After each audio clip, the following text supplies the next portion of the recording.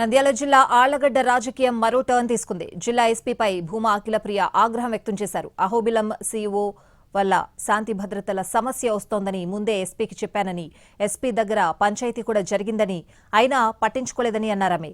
CAO కారణంగా విజేందర్ రెడ్డి తాము కొట్టుకోవాల్సి వచ్చిందని ఫైర్ అయ్యారు. విజేందర్ రెడ్డి ఇంటి దగ్గర పోలీసుల హడావిడి ఎందుకు చేస్తున్నారని, ఆయన్ని హీరో చేయాలని అనుకుంటున్నారా అని ప్రశ్నించారు అఖిలప్రియ.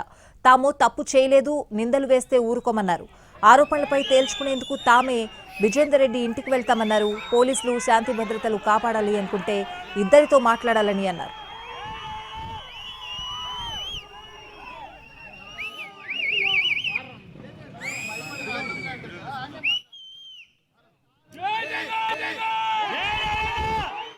సిగ్గుపడాలా?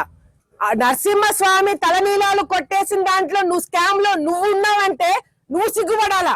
నువ్వు గ్యాదర్ చేసుకుంటావా? నేను డిబేట్ కి రమ్మంటే నువ్వు అందరినీ గ్యాదర్ చేసుకొని నువ్వు పెద్ద హడావిడి చేసి ఒక సీన్ క్రియేట్ చేసి నువ్వు సృష్టిస్తున్నావు.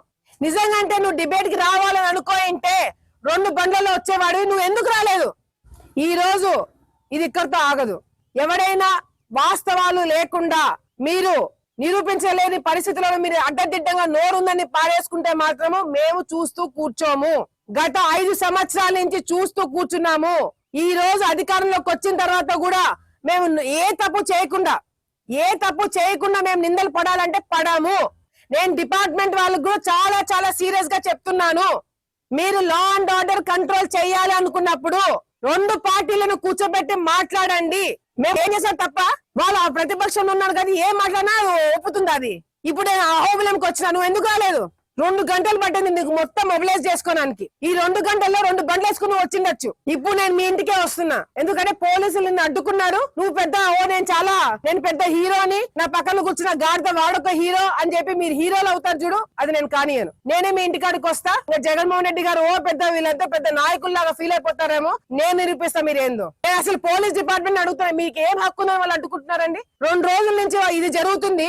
2 రోజుల నుంచి ఒక్కరు కూడా ఫోన్ చేసి వాళ్ళతో మాట్లాడలేదు. మీరు రెచ్చగొట్టే వ్యాఖ్యలు చేయొద్దని చెప్పి ఒక్కరు కూడా వాళ్ళతో మాట్లాడలేదు. ఈ రేపు సీఎం గారు వస్తున్నారు. ఈ రోజు మేము రోడ్ల మీదకి వచ్చి కొట్లాడుకునే పరిస్థితి రావడానికి కారణం ఎవరు? ఆ సీఈఓ పార్థసారథి. అతన్ని మీరు కంట్రోల్ చేయమని మొదటి నుంచి ఎస్పీకి నేను చెప్తూనే ఉన్నా, చేయలేకపోయినారు. ఇప్పుడు విజయేందర్ రెడ్డి క్షమాపణ చెప్పాలా, లేకపోతే నేను చేసే అవినీతి నిరూపించనే తీరాలా? ఈ 2 జరగకుండా ఈ రోజు ఎవరు ఇళ్ళ కాడికి పోయేది లేదని చెప్పి తెలియజేసుకుంటున్నాను.